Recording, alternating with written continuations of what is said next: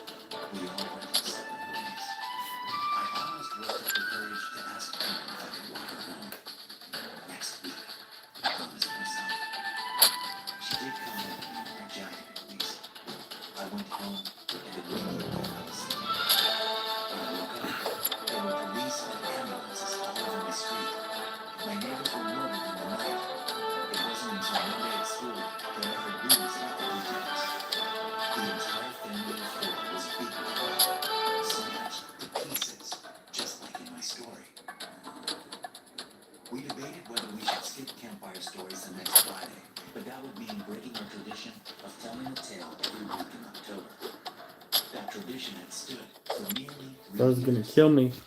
Hey, what's up? The week after the murders was Eddie's turn.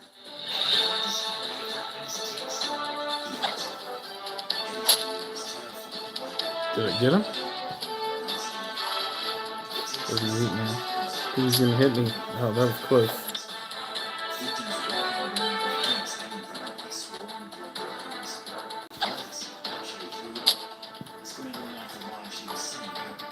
Bro's getting scared.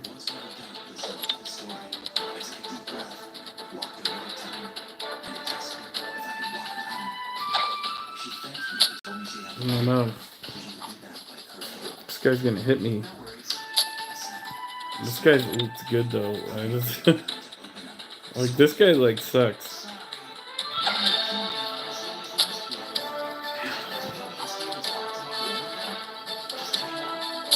So let's get a 55.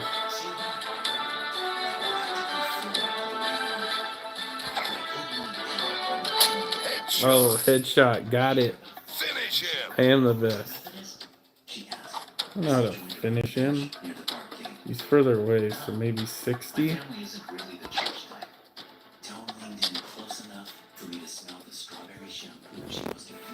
Man.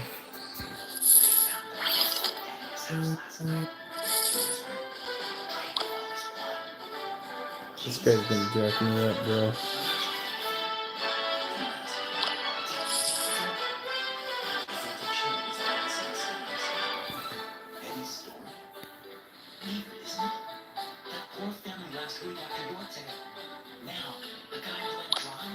Player one, choose.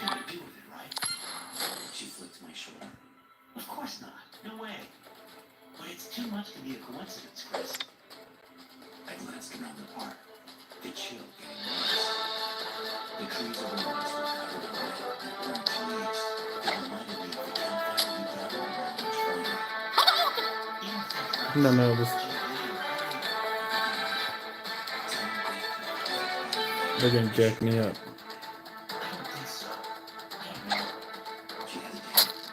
Got him in the butt. Oh no, he actually hit me.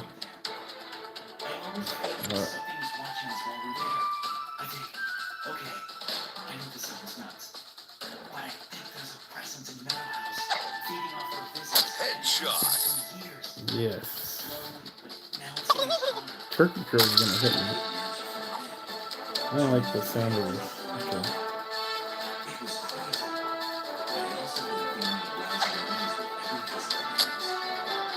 Man.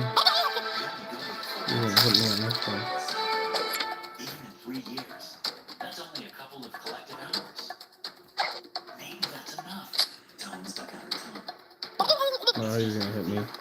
Oh, that looks perfect. It's a good theory. How do we test it without getting more people killed? we could skip the campfire next week. Headshot. No. Finish her.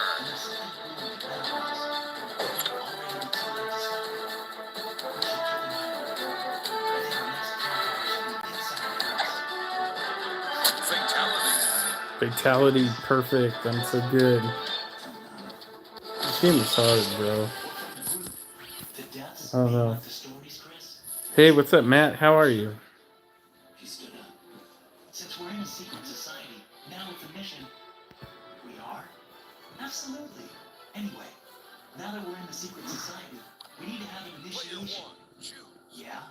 What is it? Tone stood up and grabbed my hand. You buy me ice cream. Eddie and Lex were reluctant to meet at Meadow House again the following Friday. They'd also noticed the similarities between the recent deaths and our stories. JD, as usual, was deeply skeptical. I'm just saying that people die all of the time in all kinds of gruesome ways. 32 Bowman. Hey, what's going on, Mike Hawk? Hey, what's up, Ryan? Mike Vlogs, what's up? Good. Game name? I don't know. It's like Boomer something.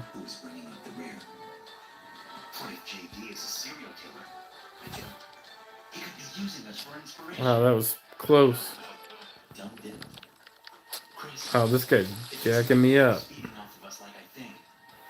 I don't know what this game's called. I just made it up.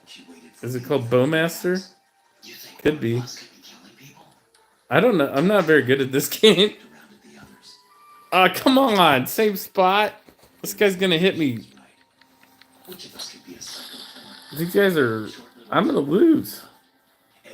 Hey, thanks, Quarters. How are you? Bowmaster. Hey, what's up, MS? How are you? How's everybody? Thanks for watching. Dude, look at... I've got like 6 arrows in my, like... Okay, let's try this. Oh, come on! He's gonna kill me first try. Mishba, how are you? Hey, what's up, Purdy?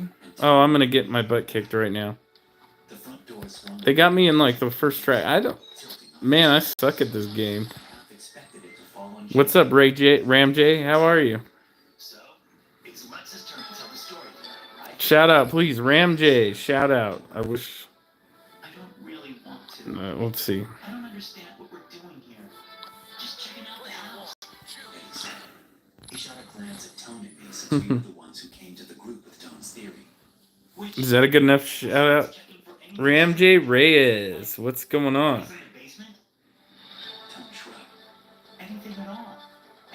Anytime. Thanks for coming in. Oh my gosh. How come they got like perfect hits? These guys are crazy, dude.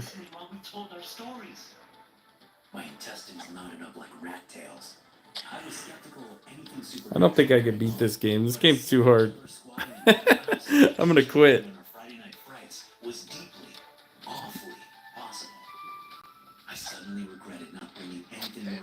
Yes, I got a headshot. He's got a big head.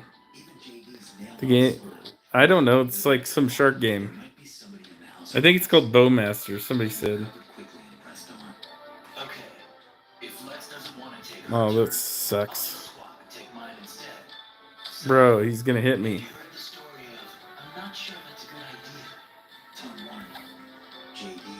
Come on. It's okay. Thank you for being a fan, bro. I appreciate it. Ah, double headshot. Let's see if I could do this again. What was that, like 32 degrees?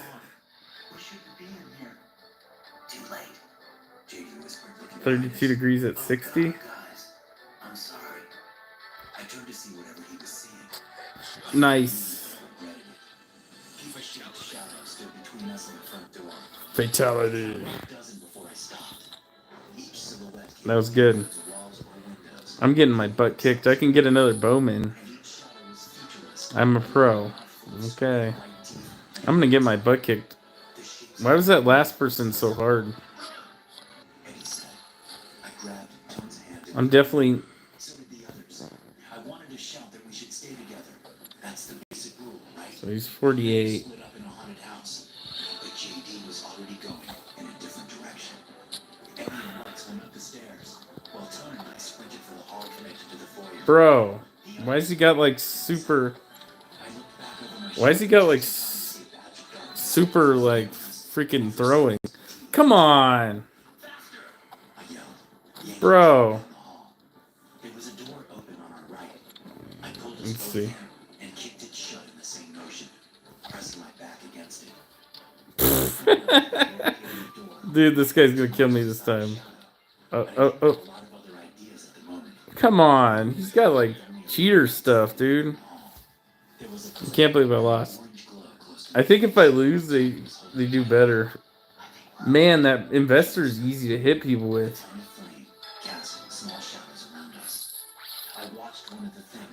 Maybe I should try like shooting further but straighter. Like harder and straight. Expression was more surprised than scared. Something yanked her backwards, and she dropped the lighter. It hit the floor and went out, returning the room to the dark. I scrambled on my hands and knees for the lighter. Nope. I threw open the door to the hallway. Dude, that was close. Why are you laughing, bro? I was alone in the room. Nice. The shark has easy headshots. Screaming at a bare wall and a moth-eaten mattress. Something small and fast skittered down the hall past the room. My pulse hit overdrive. Tone's lighter Did you was see that? I I got it. I scooped it up and crept I'm getting my into the hallway. butt kicked though. I'm gonna tell It was you. brighter than the bedroom I just left, but I couldn't see why. Hey, Ramjay, thanks for coming in. I appreciate that. Just an omnipresent glow. Look at that fatality. Unsure of whether I should go deeper into Meadow House to search for my friends, or run for the door to try to get help, and to save my cowardly ass. The decision was made for me when a figure appeared at the beginning of the hallway, the one nearest the door. It was a man, at least 7 feet tall, wearing a hoodie that left his face entirely in a shadow. He was carrying a sledgehammer, head on the ground.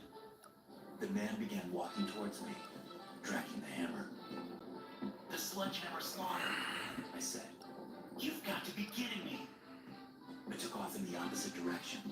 I ran down a series of halls that split and turned and forked across the house. We got like a Thor guy. I was at it for hours, though there was Hey, no Kathy. house was anywhere near. Catherine, how are you? Finally, out of breath and utterly lost, I stepped for leaning on a faded wall. The roof above me was full of holes. I should have been able to see right up to the second floor, but there was only blackness. I had no choice but to keep going. The next hallway was different. Nice. Absolutely freezing. I am the best. I flipped the lighter 3 times before it Oh no, America. Oh God, God above, I whispered. The hallway was covered floor to ceiling with fat, black balloons.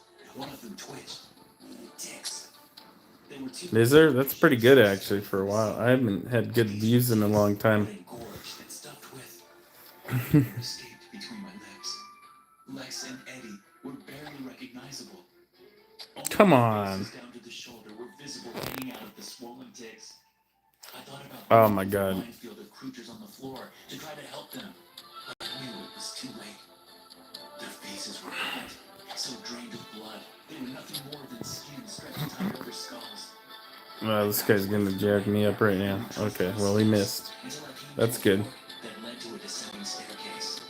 I took it, navigating by the flickering lighter's flame. The stairs opened up on a huge round Shoot. bare, except You for scared. square columns every few yards. It reminded Oh me my of a God. garage after the I just excavation. died. There was light He right in the killed. hallways, He got me, dude. He got me, bro. Thanks for the someone likes, slumped guys. against the near wall. 14 likes. Don't get me to 20. You guys better not freaking get me to 20 likes, guys. shirt was torn and bloody. It was also stained with an oily black liquid that made me think of shadows. He was leaning against a baseball bat, propped I against kind of the want to floor get this like investor once. guy. Okay, he's right I there. have no idea where he found it. 45. JD, I whispered. He looked at me, one eye shut by a ruse. Is that you, Chris? Oh my I rushed gosh. to the house. Look at that. How crappy was that? 15 likes. Don't get me to 20, bro. JD laughed, voice a little gurgly. I think it's you. Man, this guy's gonna hit me now. We never should have come here, I said, sitting next to him. I think we're going to die here. He coughed out some blood. Got you. You know, I've been thinking, whose idea was it to come here? I know you and Tone called it, but I have this hunch it came from her. It did. Does No. that matter now? Where is she? Dude, this one's gonna hit me. I knew it. The house got her. Damn, that guy's so freaking strong. Something's been bugging me all month. One of those flittering things, you know? Like an eyelash on your eye. Nice. Headshot. You couldn't see it. He's scared. He's looking scared. I think you might be going. Oh, that was. I'm scared. He laughed. How long have we been coming to Meadow House to tell our stories out in the garden next to a fire? This is the 3rd year. How many stories do we tell each year? 4, I said, not sure what he was driving at. We always tell 4. One I got the for each fatality. Fatality. one for each of us. Fatality. I'm nodding. Exactly. 4 weeks, 4 stories. It hit me like a rolling bus. JD saw the expression on my face and smiled a blank smile. You get it now, don't you? Dude, the investor looks like he's easy to win. But I think something was blocking us. You can just roll it over to him. Seeing what was right in front of our He's faces. over there. Whatever that fog was. 39. I Okay. guess it went away when we entered Meadow House. I didn't respond. Still trying to wrap my head around what Is there like was. wind? Oh, come on. 3 weeks in October. 4 campfire stories each year. 4 scratches on the gatepost. 1 for each of us who were there the first night. Me, JD, Lex, Eddie. Got it. If you asked me before we walked into the house how well I knew Tone, I could have told you all about how we grew up together, all of the old movies we watched, how I'd had a crush on her for years. But there, sitting in that basement, all of those That's a headshot. I hit his boob, bro. like they were someone else's. No. Or maybe they were more like movies than memories. Come on. Fragile things projected into my This guy's way too strong. This guy's OP. And his stuff bounces. Look at that. Don't let us hear. She's working with the house. It's a loud clink. The sound of metal hitting tile. We both turned to see the sledgehammer killer walking down the stairs. As the figure advanced, it flickered like a projector on the fritz. Then it was Tone walking towards us, smiling. No, some nerd guy. She stopped a I few bet you he's feet gonna away. be winning. Look at him. JD, you look awful, Tone said, pursing her lips. He laughed. In a few minutes, Don't laugh at me. Oh my gosh. What is that? stand up Dude. and kick your weird, spooky monster ass. Now it was her turn to laugh. I love your energy. Tone turned to me. How about you, Chris? Not going down without a fight? What are you? I whispered. You've probably guessed by now, but my name isn't Tone. It's Meadow. Like the house. She winked. I am the house, Chris. I was asleep for a long time. Then you and your friends woke me up. Nice headshot. Got it. Got it. To grow on. And you Bro's scared. appreciate this. Tone gave a little whirl. I based her on each of you a little bit, but probably you and JD the most. Come on. No wonder you loved her, Chris. I'm just irresistible. The thing that called itself Tone chuckled. I've had so much fun the last few weeks, and I've eaten so well. Your stories gave me life, and the lives I've taken have given me something more. Presence, purpose, I Nice. don't know. I am the best. Make sure you like it. Get me up to 20, bro. Or don't. I don't know. Trying to stand. You better not get me up to 20. Who cares what you want? Okay, let's see what's gonna happen. We're done telling stories. This game's pretty fun. I wish I was asleep though. I believe you. She flickered again for an instant, and the sledgehammer killer was back. He swung faster than my eye could follow. There was was a crunch and a crack. Oh, man. Small and silent. Shaky. I turned to JD. Did that go like... What the hell was... Now just a red paste on the white wall behind him. Tom leaned in close. You were always my favorite, Chris. Thought about you. Bro, this guy's got Done telling stories. some crazy, like, superpower. All I could think about was the way JD's body ended in a smear above his neck. Tom giggled and patted my cheek. Good boy. I knew I could count on you. She pulled back and stood tall. Now, I've been getting hungrier and hungrier. I need to feel real, Chris. To anchor myself. To get out of this damn dying house. So I want you to go out Oh, no. and I want you to tell the same story to anyone who will listen. That was 6 months ago. I've been homeless and drifting ever since. Some part of Meadow House is with me. I can feel it. It watches me. And if I don't do what it wants, it hurts me. That's why I have to ask you something. And I'm so very sorry, but I need to know. Have you heard the story of Meadow House? Thanks for listening. If you enjoy these stories, be sure to subscribe to the podcast and check out some more of my episodes here.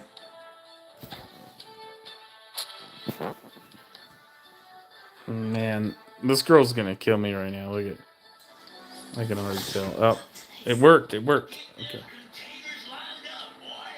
Shouted the stout old man from the catwalk. Got it. Oh, yes. That was so close.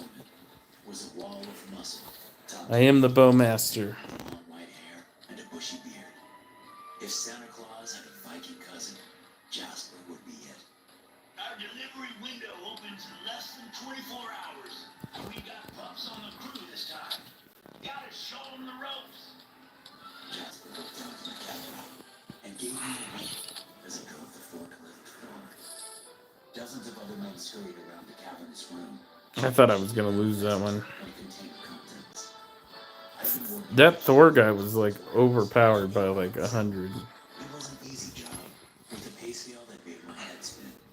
I loved it, but I still had a hard time believing when Jasper told me he did. The job offer had arrived out of nowhere. After a brief stint in the military, I had seen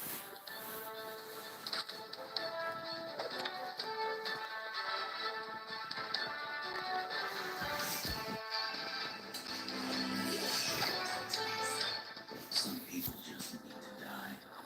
The words echoed through my head as I drove, heading to meet the man I contracted through the dark web. Not much longer now.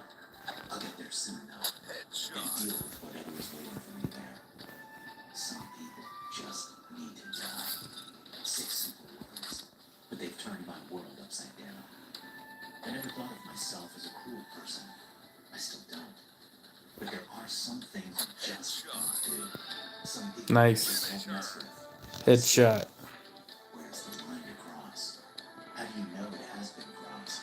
Who gets to make that decision? These questions Nice. head toward the meeting place. Is that the fatality? Over a week ago, I got a call from my grandmother. She was crying. No. What's up, Kai? How are you? Wait, just You slow better down. not say freaking no, bro. Tell me what happened. Slowly. I work from home. Apples play. I got up from my desk so I could put my full attention on the phone call. She's 81 years old, and she still lives with my grandfather. But like most other people who are up there in age, they have a hard time keeping up with the times. I tried to tell them how to avoid scams on the internet, but it's hard even for me to keep up with all the new ways scammers are stealing money from people. So when she said someone stole all their money, I immediately grew concerned. I got an email from my bank, my grandma said. At least, I thought it was from my bank, and it had a link inside, telling me to download the new banking app on my phone. Oh no, I thought. Christ. You downloaded it? I asked. I thought it was really from the bank, she said, sobbing. So I downloaded it. But I didn't do anything after that. It was not until today that I needed to check the balance. So I used the app I downloaded. And they stole your information, I said, a sinking feeling running in my stomach. My mind started reeling. Could my wife and I afford to support them? How much did they get from Social Security? How much were their expenses? Numbers started running through my head, and I knew that things were tight. Between our 2 kids and our mortgage, I don't think it would be possible to support them. Not in any meaningful way. They took it all, my grandma was saying, over and over again. How much did they take? Let's see. Like it, bro. Inconsolable. I heard my grandpa's gruff voice over the line, growling at her to give him the phone. Jeez, my grandpa said. Yeah, Grandpa, it's me. Listen, he said. Mary, your grandmother, she fell for one of these internet scams. I know, Grandpa, she told me. Please, just tell me how much they took. My grandpa went silent for a moment. Then he cleared his throat and said, $350,000. I wanted to say something, but that number just hung in my head. It was more than my house cost. It was probably supposed to last them the rest of their lives, including unexpected medical expenses, of which there would be some. Both of them were pretty active and fairly healthy for their age, but it wouldn't last. That's just growing old. There's no avoiding it. Have you contacted the authorities? I asked. How about your bank? You and I both know there's nothing they can do, Grandpa said. She was on the dark web when it happened. What? I said. How? You can't just accidentally get on the dark web. That's not how it works. You know what? I'm coming over to take a look at this. I'll be right there. I hung up the phone and got ready to head across town to her house, wondering how the hell my grandparents even knew about the dark web. By the time I got there, I had convinced myself it was some kind of mistake. They transferred the money to another account or something.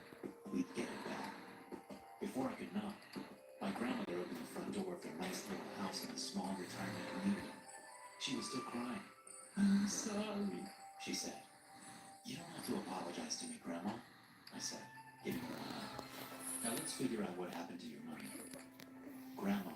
Damn, I will not even beat this level. I'm gonna have to play something else, bro. 20 likes, thank you, bros. Grandpa, a tall and thin man with a shy. Maybe I'll play a different game because this is getting stupid. Let's see what's going He on. looked up as I walked in, his eyes clear and bright behind his old-fashioned. I don't know how to shoot any of this shit. Okay. He said, but I'm afraid there's not much you'll be able to do. Well, it's worth a try, I said, trying to stay positive. Grandma, where's your phone? Passing a tissue to her nose and sniffing, Grandma brought me her phone, opened to the email she'd gotten.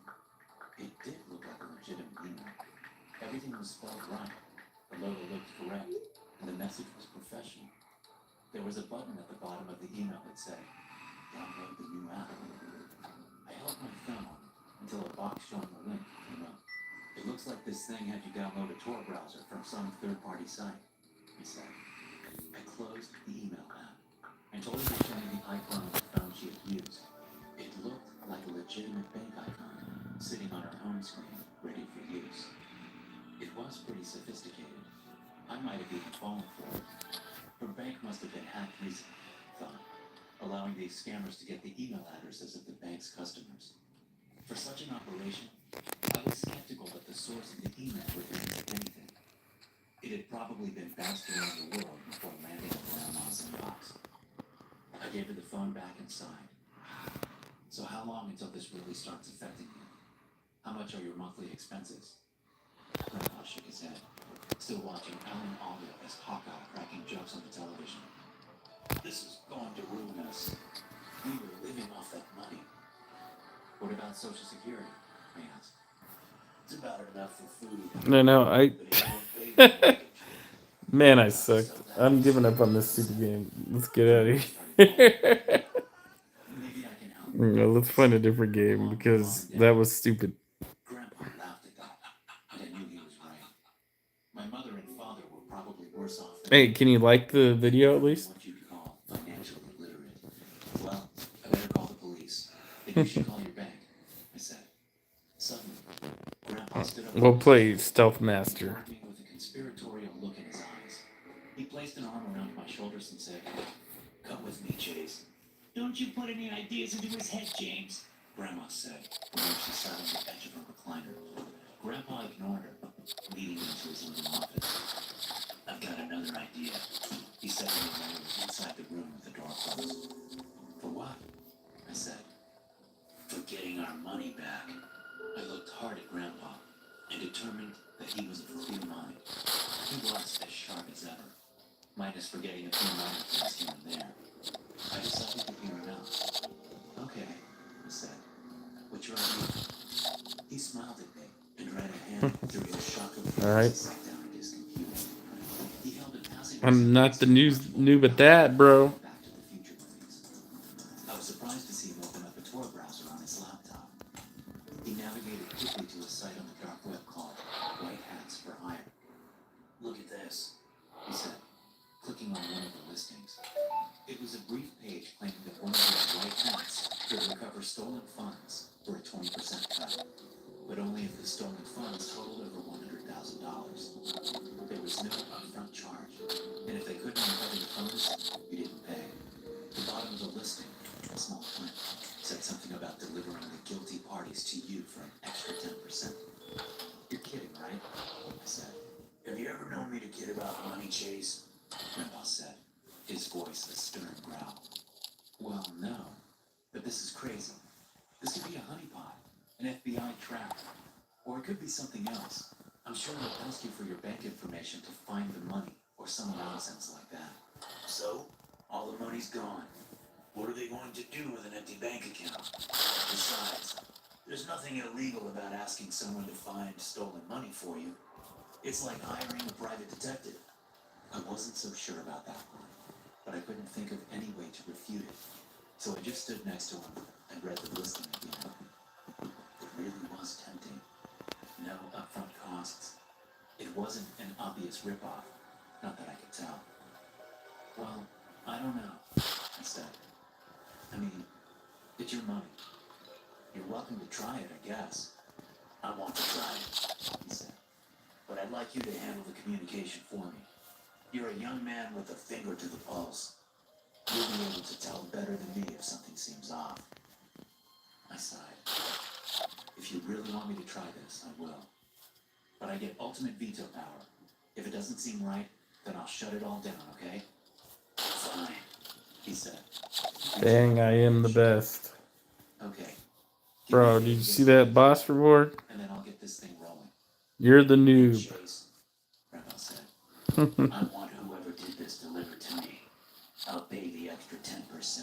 I was silent for a long moment, unsure whether I heard him right. Are you sure? That's going to be like $35,000. I've done the math, Grandpa said. I know what it would cost. Please, just do it. Okay. I left their house that day, both surprised at my grandpa and wondering what kind of world I just stumbled into. I'd never done anything serious on the dark web. In fact, it had been several years since I'd messed around on it at all. And back then, it was mostly out of curiosity. Now, I was going to hire someone to track down a good chunk of money stolen from a few grandparents. I stopped and bought a burner phone on the way home, setting up a new anonymous email. Heck yeah, I'm the best at this game. Nobody can beat me. The next day, I had Grandma forward me the email and her banking information, hoping that would be all they'd need to catch the people. Getting the jump set up was pretty easy. After I gave them the details, Double plus my new kill. partner phone number and email address, the person on the website said they'd be in touch soon. And that was it. I told my grandpa I had set everything up, and then got back into my normal routine. It was 5 days later that the burner phone chirped with a new message from a number I didn't recognize. I found your money, ready to transfer it back. Do you want the perpetrators delivered to you for an extra 10%? I stared at the message, reading it several times in a row. What was my grandfather going to do to the person? Why did he want them delivered? I decided he was probably just angry when he told me he wanted them delivered the other day, so I called up to check. Good news, I said when I had him on the phone. I just got a message that they found your money. But you don't really want the guy delivered to you, right? Yes, Chase, I do.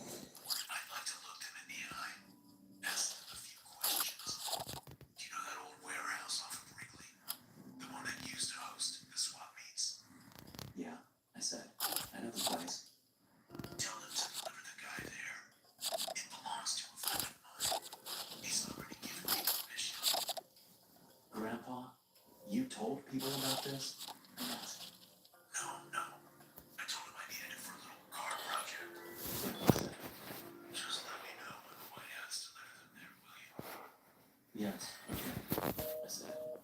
After hanging up, I picked up the burner phone and texted back, saying that we would like the person responsible delivered. I looked up the address and texted it over. The response came a few minutes later. Fine. It will take us 2 days to get there.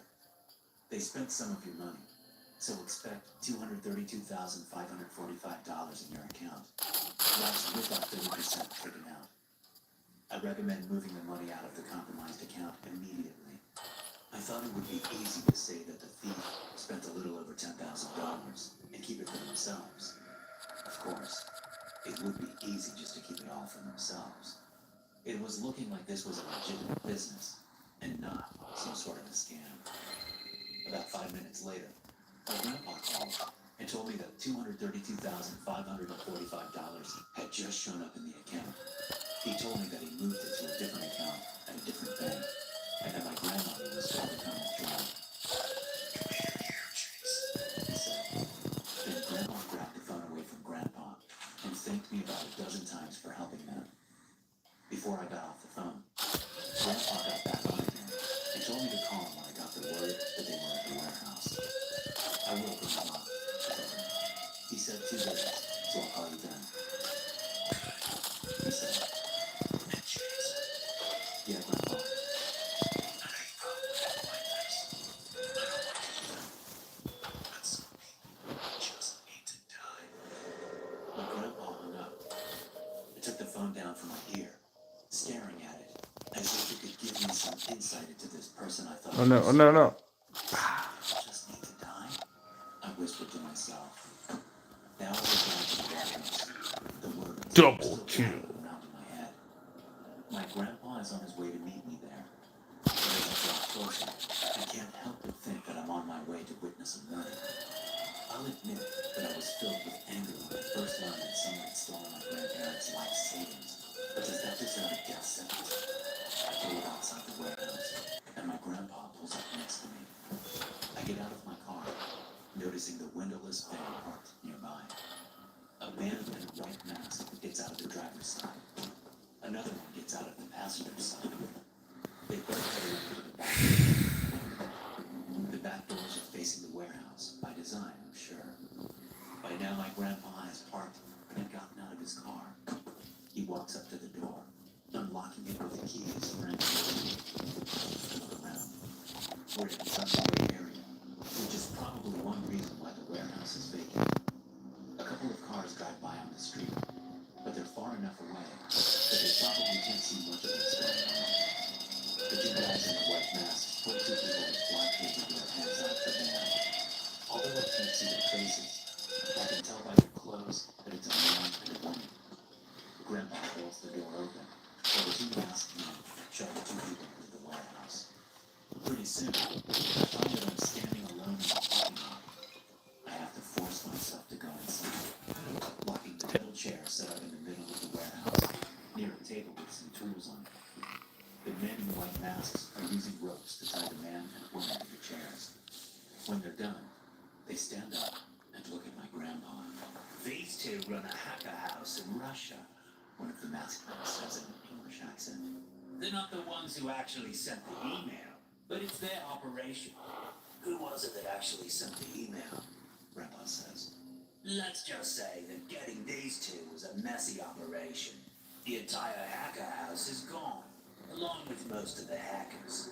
Those that are still around won't be in any shape to steal from anyone. My grandpa nods. I appreciate your service, gentlemen, he says. You can go now. Tell your friends about us, the man says. I will, Grandpa says. I will. The two masked men leave and make sure to lock the door behind them. I watch as they pull out of the parking lot and fade off into the distance. Turning back around, I see that my grandpa has removed the black hoods from the two hackers. They're a couple of middle-aged Russians, both of them sobbing and pleading in broken English. Please, sir, we have family. We support family. We are sorry for your money, please. My grandpa picks up a ball-peen hammer from the table, hefting it in his hand. He suddenly swings it down, smashing it into the man's left kneecap. The sound of bone-breaking echoes around the warehouse, followed closely by the man's and screaming. Oh my God. I whisper. My grandpa I'm getting my turns butt and looks kicked. over his shoulder at me. Chase, he says, as if he forgot I was here. I'm sorry. You can go now, too. You don't need to see this. I just wanted you here in case those men tried anything funny. As he's speaking to me, the Russian man is still screaming, making my grandfather's words hard to decipher. Shut up! Grandpa yells, smacking the man in the jaw with a hammer. The Russian spits up blood in several teeth, but he's no longer wailing. You don't need to see this, Grandpa says to me. Just remember what I told you. I'm not normal. Some people just need to die, I say. That's right. Who knows how many lives these people have ruined? We're doing a good thing here. Okay, I say, turning toward the door. Oh, and Chase? Yeah? Not a word to your grandmother about this, he says, winking. I nod again and unlock the door, stepping outside. As the door swings shut behind me, the screaming starts up again. Thanks for listening. If you enjoy these stories, be sure to subscribe to the podcast and check out some more of my episodes here.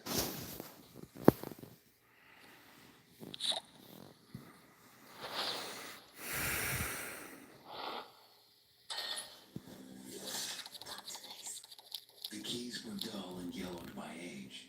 Most of the letters and numbers had been rubbed off at some point in time.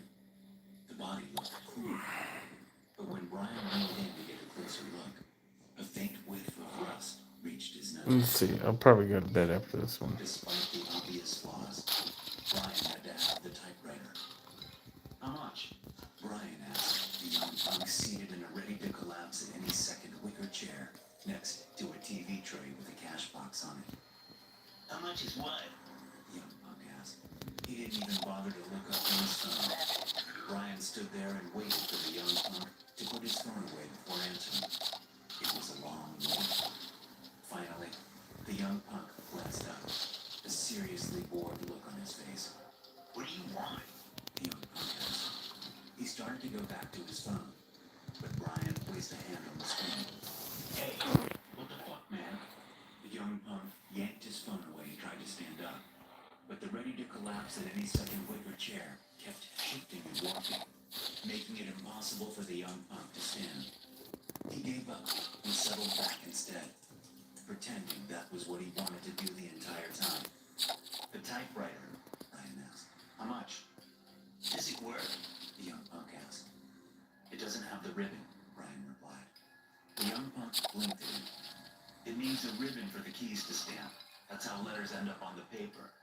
The young punk continued to stare. The ribbon is the ink, Brian said. Yeah, I know that. The young punk snapped at Brian. So does it work or not? I don't know, Brian said, getting frustrated with the kid. That wasn't good. Frustration led to anger.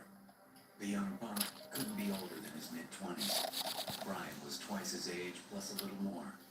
He could have been his father. Not that he wanted a brat like that as his son. Kids were a burden. They sucked the life right out of you. The young punk licked his lips, glanced over at the typewriter, then looked back to Brian. Maybe it works great, the young punk said. 200. What? Are you nuts? Brian nearly shouted. A few of the other folks perusing the yard sale turned their heads, but quickly went back to what they were studying before Brian's outburst. Brian gave the yard an apologetic smile, and even received a few smiles of sympathy in return. The young punk hadn't exactly been making friends that morning. It's a collection item, the young punk said to Brian and went back to his phone. You mean collector's item, Brian said, his face turning red. The young punk shrugged. $250 then if it's a collector's item, the young punk said. No, you said it was a collection item, but the phrase is a collector's item, Brian said. I'm not saying this is a collector's item. The young punk shrugged. Brian could feel his anger building and knew that if he didn't back off, he'd be in trouble. It took the third failed marriage before Brian finally admitted he had anger management problems. It took a road rage incident and court-mandated therapy before he was forced to actually do anything about those problems. Brian took a deep breath. What I'm saying is that I don't know if it's a collector's item or not, Brian said. I just like it. But 200 is too. 250, the young punk interrupted. Brian clenched his fists and counted to 10, then to 20, then back down to 0, then back to 10. He breathed in through his nose and out through his mouth. The young punk looked up. You having a stroke or something, old man? The young punk asked. You need 911? Brian let the old man remark go. He was bald with a paunch, and his beard had been more white than red for a few years. I'll give you 50, Brian said, and fished 2 20s and a 10 out of his pocket.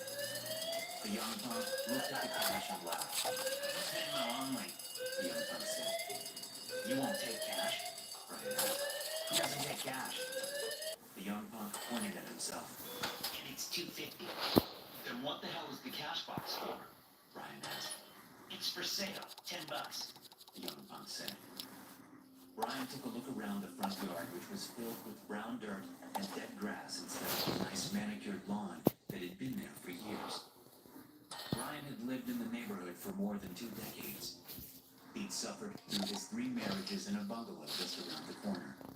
So he'd watched the yard go from respectable to sad ever since the husband of the house had passed. Brian had heard that the widow had died also. He had swung by to see if anyone was at the house and if there was going to be a service he could attend.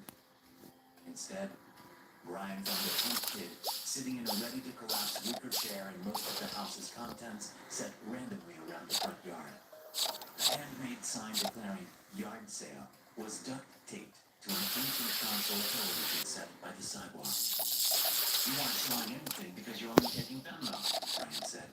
You'd sell more if you took cash. It's all going to the dump tomorrow, so what do I care? The young punk replied. 250, old man. Venmo or fuck off. Was this your grandparents' place? Brian asked. Not no more, the young punk replied. He sighed. Jesus Christ, do you want the typewriter or not? For 50, yeah, Brian said. Cash. The young punk snorted and smirked and kept his attention on his phone. He lazily lifted his left hand and made a shooting gesture at Brian. Go away, old man, the young punk said. I don't need your shit. Someone else will buy it. Like you said, it's a collector's item. It took every ounce of Brian's will not to slug the punk-ass bitch in the face. But that would probably put him right in jail, considering his court-mandated anger therapy. So, instead, Brian threw the 50 bucks in the punk's face, turned, picked up the typewriter, and walked off. Hey! The young punk shouted. You can't take that! I bought it! Brian yelled over his shoulder, never pausing. He heard a few of the browsers snicker. No one tried to stop him. Except for the young punk. The sound of wicker breaking reached Brian's ears, but he didn't slow down. Footsteps chased after him, and the young punk appeared a foot in front of him, his hand out, his chest heaving from the exertion. I'll call the fucking cops, the young punk gasped. Brian wondered just how long the punk had been sitting in that chair. By the look of him, it had been years. I'll do it, the punk said and held up his phone. He'd already keyed in 911. You may want to have them call an ambulance, too, Brian said. You look like you might have a heart attack. The punk reached for the typewriter, then drew his hand back quickly. He clutched it to his chest and took a couple of steps away from Brian. What the fuck? The young punk said when he pulled his hand from his chest and examined it. Drops of blood had formed at the tips of 3 of his fingers. Fucking thing cut me! It's old, Brian said. Things were sharper back then. Fuck that, the young punk said. He stuck his fingers in his mouth and winced. With his fingers still in his mouth, he mumbled, Get the fuck out of here! There were more snickers from the browsers, and the young punk's eyes shot to the yard sale. He pulled his fingers from his mouth. You know what? All y'all can get the fuck out of here too! He shouted.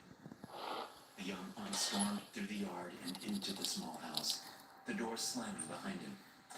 Most of the browsers kept browsing. A few helped themselves to some of the smaller items. Brian smirked, then started walking again, heading for his house just around the corner. frustrated, Brian set his phone on the kitchen table and rubbed his forehead. He called 8 different antique shops, and none of them had a source for old typewriter ribbon. They had typewriters of their own for sale, but no ribbon. One store owner said, people don't actually use typewriters for writing anymore. They are decorative now. It took all of Brian's self-control not to bite the man's head off over the phone, because Brian had every intention of using the typewriter to actually write. That's why he bought it. For most of his life, Brian had wanted to write. He wanted to tell stories, like in the old pulp magazines his dad had. He wanted to write pot boilers and tales of damsels in distress and barbarians conquering fantastical lands. He wanted spaceships and aliens. He wanted cowboys and the ghosts of butchered tribes. He wanted unspeakable horrors and tales of dread. And Brian felt that a computer, even a shitty PC laptop he owned, just couldn't bring the spirit he wanted to his ideas.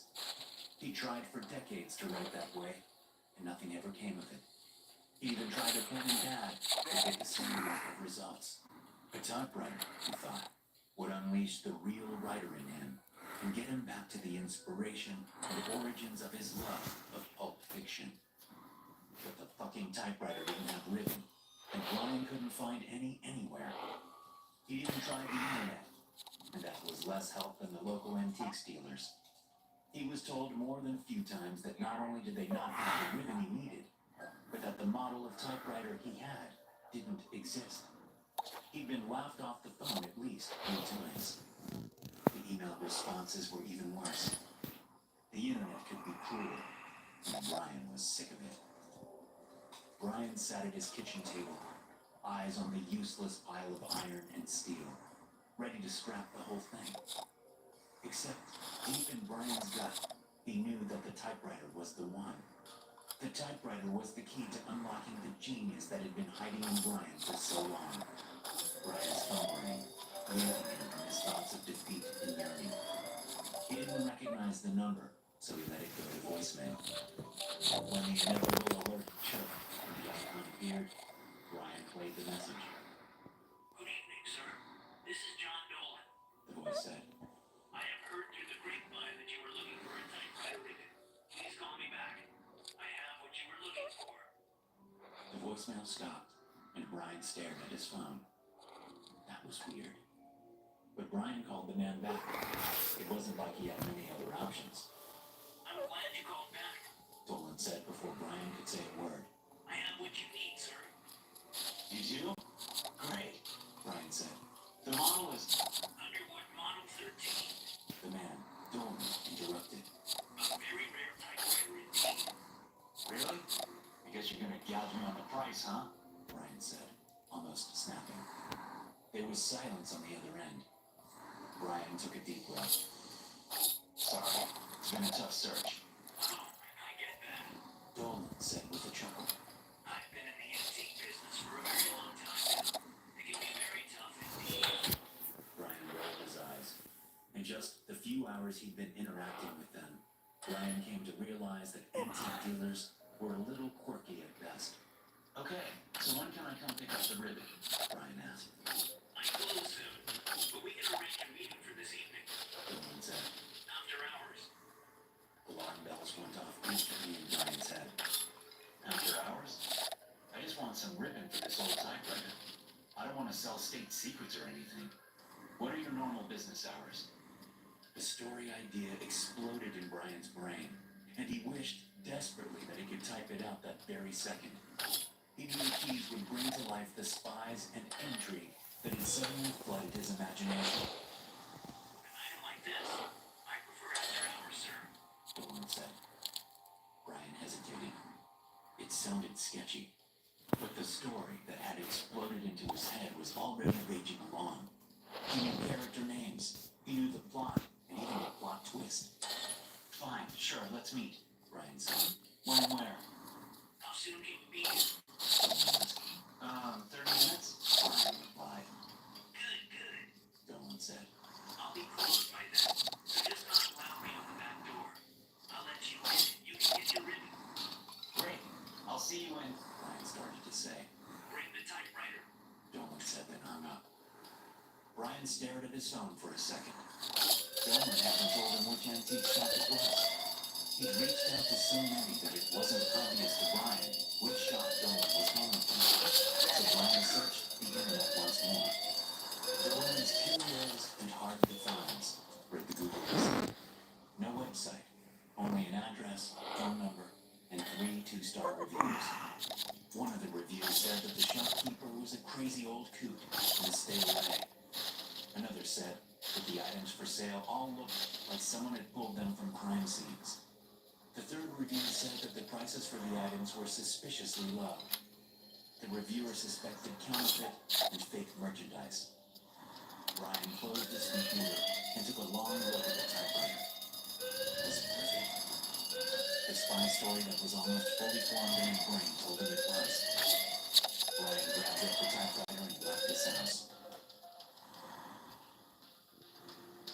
Dolan answered Brian's knock instantly, like the old man had been standing on the other side, waiting ever since the phone call. His age was hard to distinguish, especially in the gloomy light of the alleyway behind the shop. I'm Brian, the guy you called earlier, and you're Mr. Dolan? Yes, Dolan said. Please, come in.